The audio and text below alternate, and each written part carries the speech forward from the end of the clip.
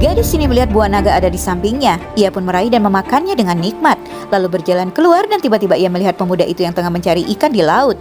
Mira pun berjalan turun dan menyapanya, namun Arman tak meresponnya sama sekali. Pemuda itu hanya diam dan Mira pun kesal dan menendang wadah itu hingga membuat pemuda itu menatapnya marah. Lalu ia pun mengatakan jika sejak nenek moyangnya dibantai oleh nenek moyang Mira, ia pun tak diperbolehkan untuk bicara dengan manusia. Mira pun dengan berani mengatakan, jika demikian mengapa aku ada di sini? Bawa aku pulang saja, ucap Mira, yang dijawab Arman jika tak semudah itu.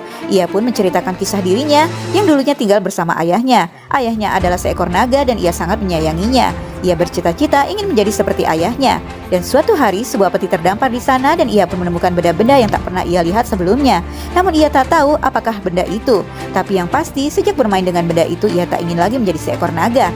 Dan saat tiba waktunya untuk menjadi seekor naga, ia pun memberontak dan menolaknya.